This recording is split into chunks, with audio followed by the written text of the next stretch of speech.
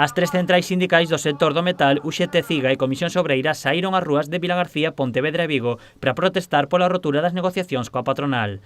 Dende o sector presentan tres reclamacións principais. A primeira delas é que as empresas de traballo temporal cumpran co convenio do metal. Non queremos que as empresas de traballo temporal campen polo convenio directamente, senón que aí ten que haber unha concreción como existe nestes momentos, están reguladas no propio convenio. O que é todo o tema da subrogación dos traballadores de todo tipo de empresas teñen que estar garantido para que haxa estabilidade nos postos de traballo. Tamén piden melloras nas primas de eventualidade.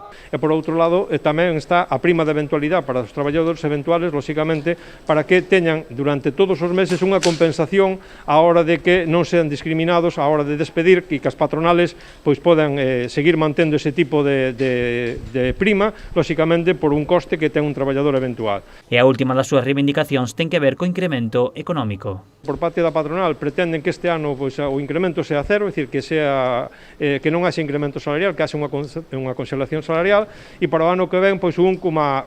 Non? Nós entendemos que xa os traballadores fixeron o sacrificio suficiente durante este ano, saindo aos expedientes de regulación de empleo e baixando, perdendo o 25%, que o INEM só lle paga o 75%, e, polo tanto, nós entendemos que ten que haber incremento, por iso solicitamos que o incremento para o ano 2020 sea do 1% e o incremento para o ano 2021 sea do 2%. Non?